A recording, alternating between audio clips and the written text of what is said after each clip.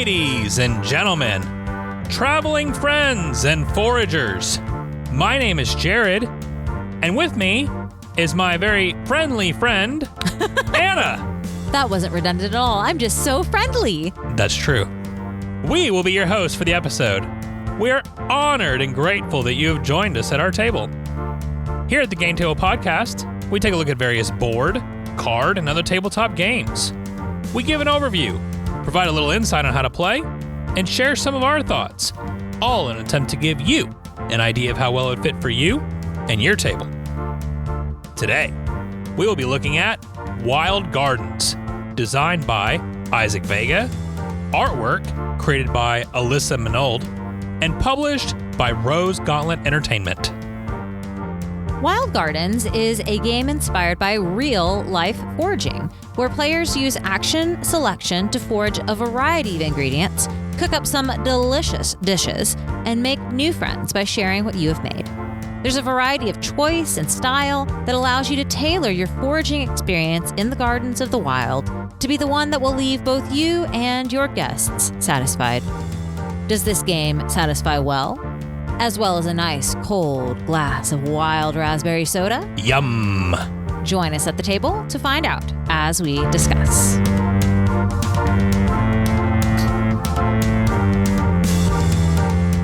All right, Jared. All right, Anna. Since we all know that I have the most foraging experience at the table, I'm going to ask you the opening question first. Oh my. Our listeners are on the edges of their seats. I hope not. And they're Some of them are probably driving. So you need to get them to sit back and share with us what has been your greatest find whilst foraging. Wow. We're going to make me set the bar. You Very are. good. Yes. Go ahead. Well, some people don't know this because I don't advertise it because some people think it's gross. But once upon a time, Anna and I did not make a lot of money. We, in fact, made hardly no money at all. That's not the same thing. Oh, it is. It's not. Foraging. It's not. Oh, my gosh. So, for those of you that don't know, I have a background as a youth pastor. I was a youth pastor for 10 years. We served at a small church that could not pay us very much money. Almost all of my pastoring career was bivocational. And a theology degree does not help you in making a bunch of money, which is okay. No big deal. But sometimes you have to supplement that by doing some crazy things. Especially if you're trying to pay your wife's way through grad school at the same time. Oh, that's so true. What a hard time. We were shown how to dumpster dive by some friends. So we made friends while foraging. We did. Just like this game has inspired us to do. I'm cringing. It was usually in the winter months because everything would be frozen and everything would be just fine. Listen, I can see your faces as you're listening to this. And I had the same perspective. I get it. It wasn't, I don't know that I would do it again. Well, you know what? I'm okay with how we handled it. I was going to say, we would wear gloves and protective equipment and bleach everything that came home. And we were very careful about what we found. But there were a couple things that I found that were just over the top incredible. And it was in those moments that I just was like, okay, this is not too bad. I remember once, it was the dead of winter. That's a board game joke for the designer listening, of course. We found the place had thrown out a perfectly full package of meat. It was fully frozen. There was nothing wrong with it. It was delicious. I will never forget that find because up until that point, you're finding vegetables and you've got to pick out one rotten one in the bag because that's why they threw it out. And you'd find fruits with the same story. You'd find bread that had gotten smushed and no longer looked pretty. It was stuff like that, right?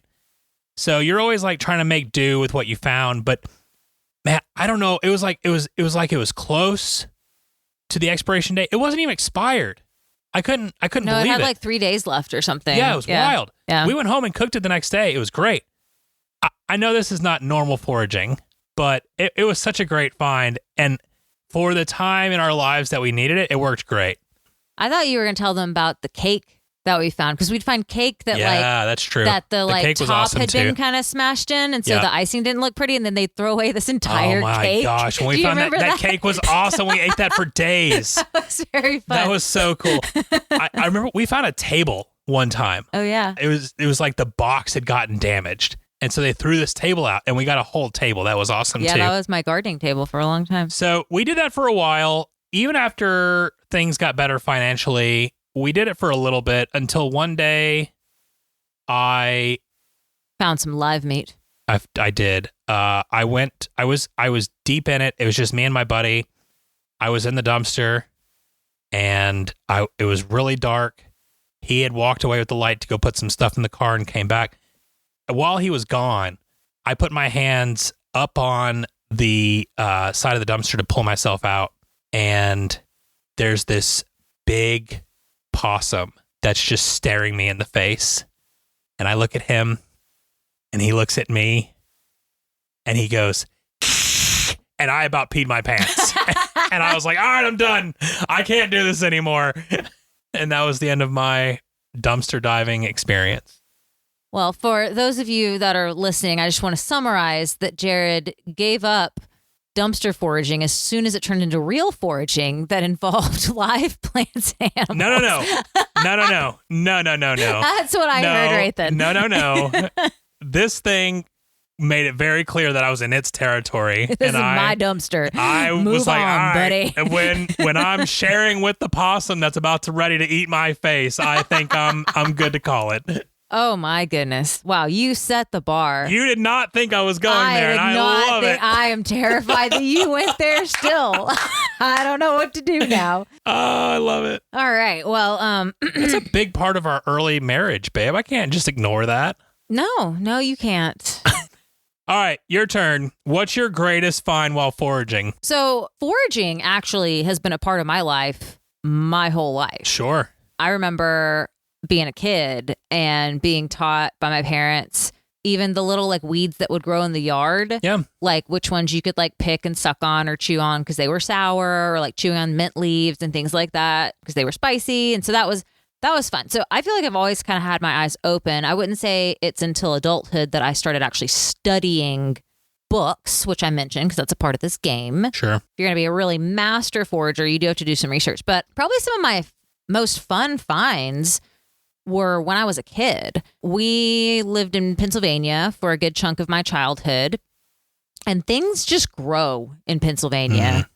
So I don't know if we have any out-of-state listeners. I think we have some out-of-country listeners as well. Well, there you go. Yeah. So I don't know how things grow where you guys are located, but in Nashville, Tennessee, you're fighting with bugs, you're fighting with really rocky soil. But in Pennsylvania, the soil is beautiful and everything grows there. And so we would go out into the woods, we'd go out into all sorts of things, and we'd find corn that had just blown there or grown there. There's all sorts of soybean fields, corn fields, wheat fields all over Pennsylvania.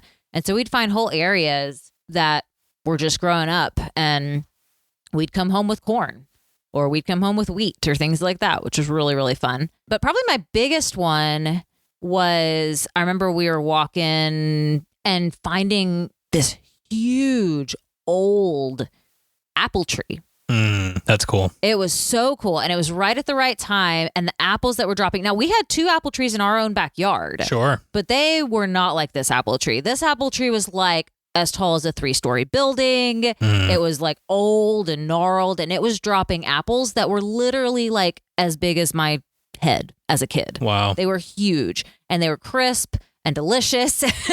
And so I remember marking it in my mental map. Like, I have to find this apple tree every single year.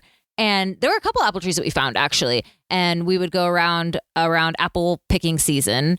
And if they were on somebody's property, we would ask like, hey, are you going to do anything with your apples? Can we pick some off the ground? They were like, fine, usually. And if it was not on somebody's property, if it's just in the woods or whatever, we'd just go and pick them. And I remember we came home with boxes and boxes and boxes of apples. And my parents were like, what are we going to do with these? And so we decided we were going to process them. We were going to make and can applesauce. And I did not check this with my mother. So this number might be higher than what I remember. But the number that is in my head that I remember is we ended up canning 130 jars of applesauce. That's nuts. It was insane. That's wild. It was insane. We ate canned applesauce, like big quart mason jars of applesauce for like 3 years. Yeah. And what choice would you have? Because of that. So then after that, next few years, my mom was like, let's try dehydrating the apples. Let's try doing this.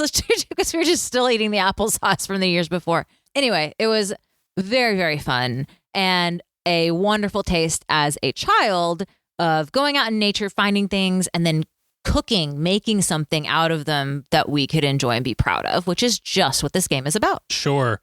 So at the risk of storytelling going way too long compared to what we normally do, I wanted to share one more story that both you and I experienced from the other end of this game's perspective. So we just talked about both of us foraging and reaping the rewards of that. Yeah. But the other part of this game is making friends along the way and sharing and experiencing what other people find. And the closest thing that I think we can get to with that is a really cool little experience on our honeymoon where we're in Kauai, Hawaii, as we're going off to go do one of these hikes that we wanted to do. We ran into this local farmer who had the most delicious mangoes in all of life. And it did ruin mangoes for me forever. But man, sitting over the side of the cliff top, getting to reap the reward of this guy's mangoes, like it was just a great experience. And I will never forget it. Yep. And we made a friend. It was good. Yeah. All right, Anna, we're going to talk about how to play this game in just a second. But first, I wanted to go ahead and do a quick shout out to our designer. After we get done with the how to play, we'll do the artist on the other side. How does that sound? Sounds like a plan. Great. So this game is designed by Isaac Vega. He is famous for creating Dead of Winter, which we have discussed on this podcast before. Isaac is a great game designer, but an even better storyteller. I don't know how he does it, but he is the common denominator in all of his games that does this. So I assume he can just take credit for it. But in that storytelling, Isaac has a way of finding an artist that 100% matches the stories that he's trying to tell, whether it's Dead of Winter or even in Ashes, the game that he made, or in this game, Wild Gardens, and so many others that he's done. The artist that he finds really has a cohesiveness with the story that he's trying to tell. So one of the cool things about this game that we're going to briefly touch on later, but I'll go ahead and mention now, if you want to, there is a solo mode or even a thing that you could do together. You're still playing it just one player, but to go through an experience where every traveler has a story blurb and there's this full solo scenario booklet where you can go on a journey with specific travelers and trigger different story points. Another game that Isaac's made is Forgotten Waters, which is just chock full of great storytelling moments. So if you are into story, whether that's through the art, just the little bit that you're going to get through a character's abilities, or going through a full scenario set, this is going to be the game for you because Isaac, once again, has brought all of these things together into a nice package. We will have a link for Isaac in our description. Please go check out more of his work. So now, Anna, how do we play this game of Wild Gardens? Well, and I'm glad that you mentioned the solo mode because I'm going to be mostly talking about the gameplay of a multiplayer game. Sure. So, the goal of this game is to have the most points at the end of the game and thereby the most successful foraging trip. Players score points through 3 different methods. Either they can move their token up the pollinator track, move their token up the jar track, or get in-game scoring various traveler abilities that they feed along the way. The whole game consists of 2 big foraging trips that you and your opponents are going on, and each trip lasts 3 days. So before you go on a trip, you're going to draw a card. It'll describe what trip you're going on, and it'll have certain events that will happen at the start of each day in accordance with the trip, usually some bonuses or things like that that you can have. When you set up the game, you're going to have a board that has a path around it, and there are these permanent stops along the path where you can forage different delectable items. such as mushrooms or greens or flowers or herbs. There are many, many different ingredients that you can forage. You'll also, at the start of the game, lay out recipe cards, which have the ingredients listed that are needed to make that recipe. And you'll lay out guest cards, which you can invite to your gourmet wild garden picnic. Each guest is listed with certain types of food that they desire. You cannot feed them at your picnic unless you cook the food that they desire. You will have a player board that lists actions you can complete on your turn.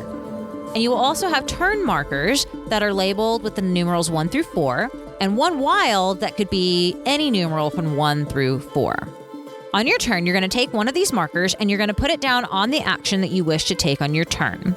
The number on the token is the number of spaces that you will move your person around the path before you take the action. So you want to plan these numbers carefully so you get to the spots that you want to forage or the spots that you want to cook or feed people. Once you use a 3, you don't have another 3 until the end of the day. The 3 actions that you can do are you can either forage, which means that after you land on a space, you can collect 2 of the items that are surrounding that space. So each space has 3 different items around it. So you can either collect 2 of one of those kinds or 2 different kinds, but they have to be touching the space that you're on when you land. A second action that you can do is you can either cook a recipe or invite a guest. It's the same space to move your token down there. For cooking a recipe, you would trade in the ingredients that you have that fulfill a recipe card, and then you would take that card and score the victory points on that card. To invite a guest to your picnic, you must be at a picnic table space, and then you also must have a recipe cooked that is the type of recipe that that guest desires. Then you would turn in that recipe, you would take that guest, and that guest would be a part of your team. And guests have certain bonuses that you get. They might have victory point bonuses, or they might have text bonuses that give you extra ingredients or extra points or things like that at the end of the game. The third action that you can take is to research in the library. So off to the side, there's a little library. It's got books that are all the different colors of all of the resources. And so whatever space you're on, you can take a book that matches the color of one of the resources touching the space that you're on. Then there's bonuses that are next to that book that you can get. And then those bonuses will let you do extra things whenever you take certain actions. And it's important to note that there's only space on your board for 2 books. So after you get 2 books, you will have to pay a resource to return a book before you can get another one. So that's the basic gameplay. There's a few free actions that you can do and some things like that, but that's basically what you're doing until each person is out of their player tokens. Then that's the end of the day. Each player will give up a token to get a round end bonus that is specified on the trip card and dependent on the token that you give up. Then you will start the next day, get the benefit that's also on the trip card, and the rounds will continue again, but this time with 1 token less than the previous day, because whatever token you commit to the round end bonus stays there. After 3 days, your trip is done, you get all your tokens back, you draw a new trip, and you do it again. Then after 2 trips, you will add up the number of victory points that you are on the pollinator track, the number of victory points you have on the jar track, and any game end bonuses from customers. And the highest score wins and gains ultimate bragging rights, because that means that you are the best forager and the best chef and the best friend. Basically everything you want to be in life. I mean, really good bragging rights. There are several themed expansions that we'll talk about a little bit later. They do not alter the gameplay, but they do add in a lot of fun new characters, ingredients, and trips that are around the theme of the expansion. All right, so let's get into discussing this game. Jared talked before the how to play about the designer, and I want to talk a little bit about the artwork in the game. I actually got to meet Alyssa Minold at Gen Con. In fact, we are on a nickname basis now, so I call her Liz because that's what she goes by. I'm sorry that you got her name wrong before. I'm just not as cool as you are, I suppose. You're just not as close as I am. Yeah, I mean, maybe someday. With Liz, yeah. She and I can go dumpster diving together. Oh, no. Poor Liz. Just kidding. Anyway, yeah, she did a fantastic job at Gen Con. I loved getting to meet her and looking at the art. It was kind of fun. I actually complimented the art, and then she was just like, oh, I'm the artist. So that was kind of fun. It really is. The art is phenomenal. on the cards, on the recipes, even on the guests that you can attract, because some of the guests are actually reminiscent after people that you might recognize in the real world and give certain bonuses. I was noticing as I was going through the deck, there is not a repeat ingredient card in the entire deck. So the ingredients are divided into categories. Yeah, so there's 8 categories of type of ingredient. There's 8 categories of type of ingredient, but like each of the flower cards were different. There might be a violet. There might be a... See, I'm going to run out of flowers that I know that are... Wow, we made it through one. There might be a clover. Oh. There might be a dandelion. See, we're good. I was just put on the spot a second ago. Anyway, there might be all these different types of edible flowers. And so if you're just looking at the card category, you're like, oh, this is a flower. I need a flower for an ingredient. But take time to appreciate the artwork, because not only is every ingredient unique, every ingredient is drawn in an artistic way, but it's drawn in a way that you could recognize it. Yeah, and I would just go ahead and say, I don't know how you couldn't take time to appreciate it. Also, there needs to be a warning label on this box that there needs to be snacks ready at the table, because it's so true. I was hungry looking at all this stuff. It's so true. The recipe cards look delicious. They do. But the ingredient cards is what I'm saying. Like, you could look at them and recognize it. So, I mean, a card came up. I didn't even see what it said. And I was like, oh my goodness, that's chicken of the woods. Or, oh my goodness, that's a dandelion. Yeah. It was drawn well enough that you could recognize the ingredients. And every single ingredient on the card are actually forageable in North America and actually edible. There was lots of research done. It was so cool. I've heard that they inquired actual foragers who do this as a living or whatever. So it is very much inspired by actually getting to go and do this, which is really cool. Mm-hmm. Yeah. And the recipe cards, I'll mention too, just because they were very beautiful. Like Jared said, they made you want a snack. It made me want to cook every single recipe card that we came across pretty much. Yeah. So I feel like even if you've got any friends that aren't too into gaming but are into foraging, I feel like they would really enjoy this. They would feel like they're benefiting, learning, and enjoying it. So it might be a way to kind of get them to sit down at the table with you as well. So anyway, thank you, Liz. We really appreciate the artwork, and that was a huge draw of this game and just enjoyment throughout the whole game, admiring each card. So with that said, Anna, what's the draw? Well, I mean, obviously the draw for me is the foraging aspect. Sure. And we've gotten a couple of foraging games solely for the fact that they are foraging games before. Yep. And I would say that this one definitely has the best put together gameplay. That there's a real game there that you're playing, real strategy, a variety of different strategies you can employ of any of the games that we've played for foraging. So yeah, I mean, when I first saw this game pop up on crowdfunding, I thought, okay, they're foraging, they're cooking, and they're making friends. So they've just summarized Anna in a nutshell of like her favorite things.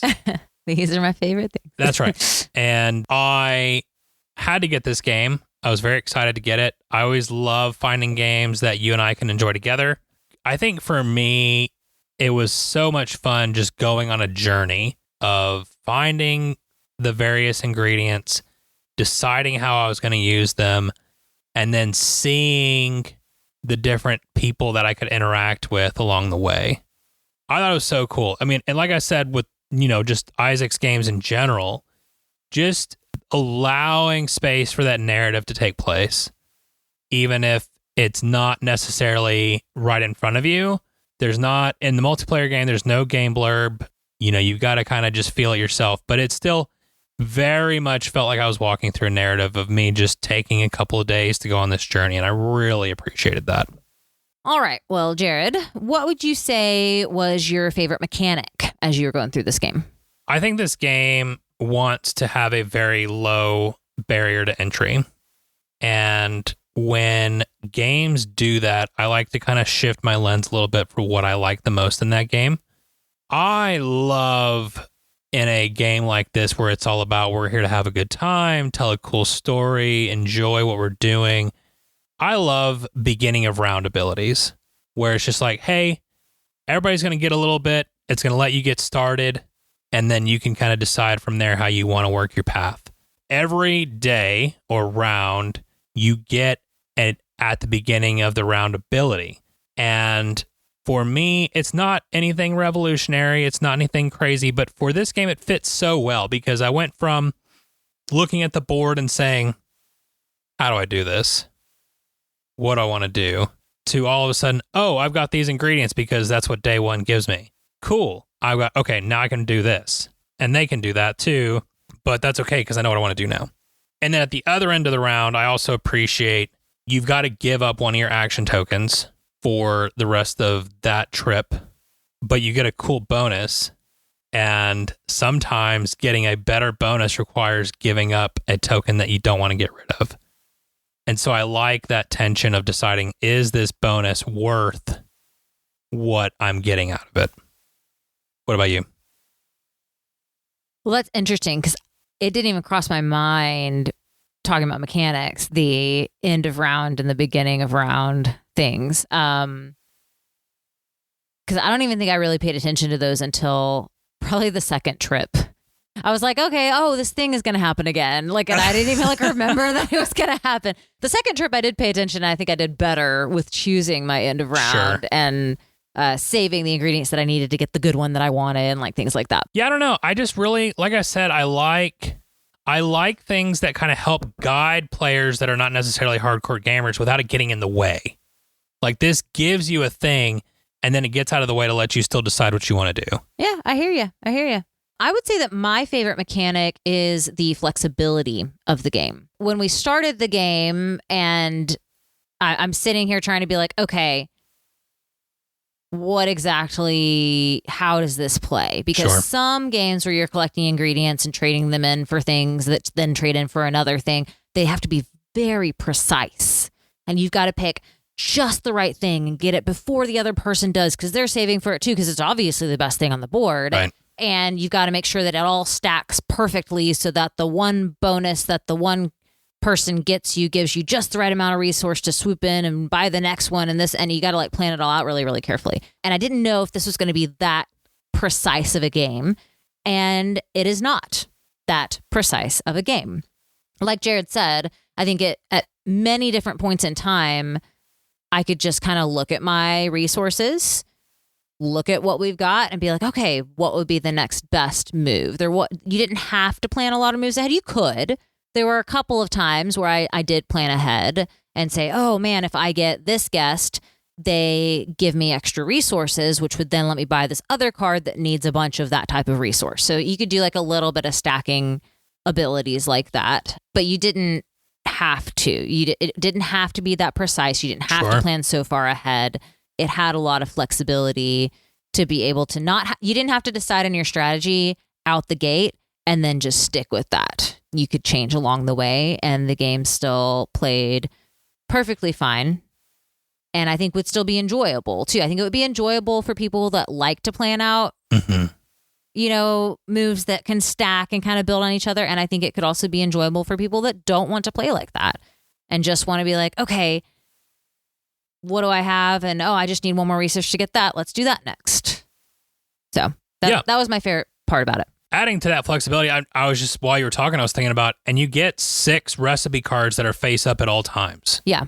And so you can kind of see which ingredients are hitting multiple cards to give you more flex where even if somebody else takes something, you're still okay. Yeah. And the guests, they're not wanting specific recipes. So you don't have a guy that only will eat dandelion pancakes, for example, but you'll have a guy that will eat a breakfast item. That's right. And so if somebody takes the dandelion pancakes you've been saving for, chances are another breakfast item's going to come up and you could still get that and still feed the dude that you wanted to get. No, I think that's a good choice. And I think it's interesting because I've looking on the Boardgamegeek forums, and this game is still very fresh, so there's not a lot of content there yet, but one of the things I've already started seeing is people saying, well, this is an obvious strategy. And like they would propose just the one strategy. I don't know, though. Like, I really felt like in the times that we've played that there was flexibility to kind of choose, do I focus here? Do I move over here and do it this way? The game's also going to change every time. And so while it's likely that I'm going to find this thing to implement the strategy, it doesn't necessarily guarantee that. So I like the flexibility in deciding to play different ways in different games and still being able to be competitive. Oh, yeah, I totally agree because I don't see how you could just pick one strategy and then be like, oh, this is what I'm going to stick to for the rest of the game because the game changes with the players that flip up with the guests that flip up and with the recipes that flip up. And I remember one game that we played, the first trip, I feel like, did not have a lot of guests with jars. Mm-hmm. And jars are an important scoring mechanism. Jars are huge. And it was insane to me that in the second trip alone, I was able to get several jars. I find certain cards that let me go ahead and score the jars because the jars don't score by themselves. You have to have an event in the game that scores the jars. And I was able to score them. I got my jars all the way up to where I felt like the break-even point because there's a certain point where there starts to be just like a ton of jars and the jars will usually skip numbers, but then they don't. Right. So I got my jars all the way up to the break-even point, not even focusing on jars for the first trip and only doing it for part of the second trip. So again, I think usually a strategy would be you want to go ahead and get your jars up because that contributes to your end game score. But I didn't even do that for half the game and still ended up fine at the end. So that kind of segues into why we chose this as a 2-player game. So we can go ahead and talk about player count for a second here. I love this game at 2 players because it feels like even though I'm competing against you, I still got to go on this journey with you through the park or whatever it is that we're going through. And I feel like when there's more players included in that, it's still fine. Like I still enjoy the game, but then it becomes more crowded. And I already felt like cards were going quickly, even just in a 2-player game. And then so in a 3 or 4-player game, they're flying. And you would have to reshuffle stacks in a 3 or 4-player game because we got most of the way through the stacks just in a 2-player game. That's right. And I understand that like we just talked about flexibility and, you can kind of adjust as new cards flip up. But maybe I really want to make dandelion pancakes. And being able to do that requires that the card sits there for just a minute while I get the ingredients, where it might not in a higher count game. So that's why I wanted to bring it to the 2 top. I think that it's very enjoyable at 2. I don't know that it adds too much more at 3 and 4. Obviously, I like that option for it to be there, but I don't know that it's needed. I think it's a fantastic date night game. I think it's great to just have a relaxing game that still has a gamery feel to it. Yeah. Well, and another thing to note about that is you can't share spaces.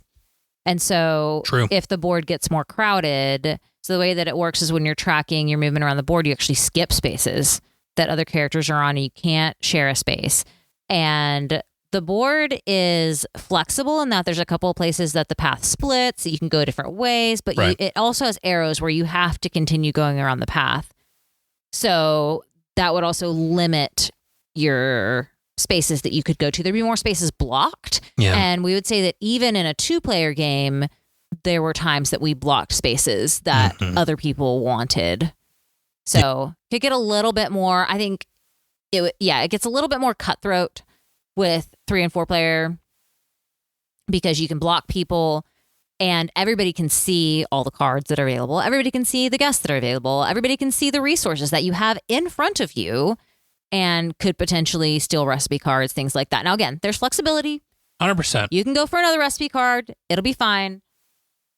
But yeah, the amount that happened in a 2-player game would only very much increase in a 3 to 4-player game. Yeah. And I mean, I'm not the forager of the 2 of us, but I will say usually there's not a lot of people in the same area foraging at the same time. I was going to talk about that actually. And I feel like with the 3 and 4-player games, I've lost that feel a little bit and it's turned more into a game instead of a journey. So since you brought that up, I'll go ahead and say this thing that I've been thinking about. Okay. Sure. And that is that when you first told me that this was like this game where we were all going to go out foraging together, I was surprised because that's actually not usually my experience with foraging. Okay. I'll go with the kids or I'll go with you, or I went with my brothers when I was a kid, but it's not usually like a big party event that you would go and everybody would go out and go foraging together. I think we talked in previous podcasts that I got into foraging over COVID. Right. Because I would go jogging and hiking with people usually, but when I was by myself, I paid more attention to nature and I noticed more things and I looked them up and I realized they were edible and things like that. So that was interesting.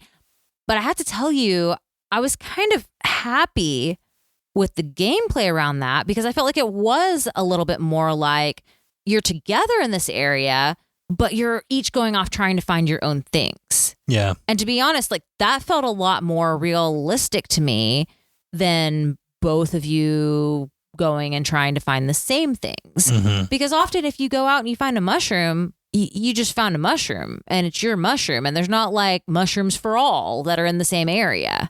I don't know if I'm making any sense, but No, I think it does because like you said, you can't share a space. And so you kind of have to go off and find your own thing. And so you're never really truly interacting with each other. You're just getting the chance to show off what you've made later on to other people. yes. And that usually doesn't always happen on the trail, but I think it's cute the way they did that here. Oh yeah. But yeah, I would say that part of the game was a happy surprise to me because I was thinking, how are we going to have this group foraging game? How's that going to work? And then it's like, no, it is a little bit like how it would actually be. Sure. Where you're both in the same place going on this trip together, but you're having your own foraging experience around each other. That makes sense. And it's funny too, because that kind of plays into the 3 and 4 player argument against, because it is both realistic and just as annoying, where I think if you find multiple foragers on your path, you kind of get bummed out because you're like, oh, there's no path. There's nothing left for me. Yeah. And obviously you want to share. You don't want to just hoard it all for yourself, but you are trying to find your own space as well. And those spaces go away with more players. Right. Yeah. There's only a set number of picnic table spaces where you could go and serve a guest. Resources are distributed around the map randomly at the start of each trip. So you'll reset them once during the game. But some of the resources, there's only 2 of that type on the whole board, and they could accidentally fall to where they're both on one space. Yeah, I don't like that. And then if somebody's in that space and you need a garlic, you can't get it. Yeah. I get it. It's one of those things where it is both realistic, and I'm just like, I don't want to cross the board to go find mushrooms. I want mushrooms to be over here so I can finish up what I'm doing, because everything else I need is over here. Right. But it's just part of the game. Yeah. Well, and that leads into do we feel like there's cons or things that were frustrating about this game too? And so do you feel like that would be a con or frustration, that the resource distribution is entirely random to where resources can group like that or not? I mean, I could have missed it in the rule book, but assuming there's not anything in the rule book that says you can't have 2 on the same trifecta, I wish there was something that prevented that, because there's nothing that keeps you from being able to already take 2 of the same thing. Yes. So like if I'm in an area with 1 mushroom token, I can just take the token twice because it's representing a cluster of that type. You're not taking that specific one. So there's no reason for 2 to be there other than for it to be annoying. So I just wish that there was something in place that said, okay, you can't have 2 of the same in any triangular area. But I don't know. Other than that, I just don't know that I have a whole lot of complaints. Like, I enjoyed the journey. I am not good at this game, but that almost felt secondary to just, I don't know. I enjoyed getting to find garlic with Pierce, and I enjoyed, getting some free ingredients from Jade and going on all these different, little story moments. I thought it was cool. And, going to upgrade my skills by going to the library. Like, all of it just felt very much like a fun activity to do. and there was still a game. Like I was still very invested in trying to win. And so for me, I think as long as you're okay with that lighter experience, but there's still choices, and there is a slight amount of player interaction because sometimes people do take your stuff. They might take your space. There was multiple times, especially because you only have so many action choices. There's multiple times where I'm like, Anna cannot take this spot because if she takes this spot, it ruins everything for me. And so there is a little bit of interaction, but for the most part, you got to understand you're coming into a little bit of a lighter experience. And if you can do that, then I think you're going to really enjoy this experience if you're interested in the setting at all. Well, I have a big complaint. Oh, here we go. Are you ready? I guess. I wish that I didn't have to discard my recipes when I fed my guests. Oh, no. Because what I would love is to be able to, I mean, even if I just discarded them into my own discard, and maybe you can check the rules or something. I don't know. Well, I think the idea is, we're talking about those higher player counts. You want to have a discard pile that you can shuffle everything back in. That's so true. Well, one thing that this game kept me from accomplishing was displaying and publishing my foragers cookbook at the end with all of the recipes that I had discovered and cooked. Sure. And that just would have been really cool. That's all I'm saying. Dang. Yeah. No, that totally makes sense. I get it. I was like, every time I had to discard a recipe to feed somebody, I was a little bit heartbroken. Yeah. And I was like, man, I want this recipe so that I can show people I made this recipe. So I feel like in a 2-player game, you could 100% house rule it where you hold on to that stuff. I think it's totally doable. We can't house rule big issues with the game, Jared. We need to let the designer know. No, I'm just kidding. All right, I'm just kidding. Isaac, you've been put on notice. I'm just kidding. And again, that is really actually in the large scheme of things a small thing. Yeah, but it would be really cool to have. It would be cool. Your collection of recipes that you made at the end. Sure, but when you are in the higher player counts and you need those discards reshuffled, I get it. So I understand both sides of that coin. I do think just in and we didn't really talk about this, but in the base game, there's so much stuff. Like the replayability is high. Oh, yes. There's lots of different ingredients. There's lots of different travelers. We didn't like the location deck. You only see 2 per game. And so you have lots of different locations that you can go to, which means you have all kinds of end of round abilities to look at and different beginning of round abilities to have. So I love the replayability in this game. I think it's very high. Yeah, I would agree with that. And I mean, the locations you can go to, the trips you can go to are also all real places, all themed accurately. That's right. That's again, plays into the theme of the game really well. Yep. And the expansions that you mentioned earlier, they're more stuff expansions. Yeah. You get more recipes, more travelers, more locations, and they are themed. So there's like a media one, which focuses on different content creators in the board gaming space. Like real content creators. Yeah. So you can see how many you recognize when you buy that expansion, which is kind of fun. That's right. You immediately pulled out Rodney and you're like, oh, look, here's Rodney from Watch It Played. And I was like, yep, that's right. Yeah, you recognized, like, I feel like there's only maybe 1 or 2 that you didn't recognize from that whole stack, which is kind of fun. It's a cool crew. Yeah. And then the team expansion has families that you're catering to, which is fun. Yeah. No, there's some cool stuff in the little mini expansions. And just another aesthetic thing, they come in seed style packs. Yeah. So it looks like you're buying seed packets when you buy your expansions, which is cool. The other expansion thing is you can upgrade your components. So the game already has some quality components in that the cardboard is nice and thick for most of the components that you would be replacing. For all the player tokens, they're already wooden. But you can upgrade the ingredients and the source tokens to be wooden tokens as well, which we did. I really enjoy that. I love the quality of them. They were very nice, easy to hold, easy to work with. So I understand that's an added expense, but I was happy I did it. So Jared mentioned briefly the entry point.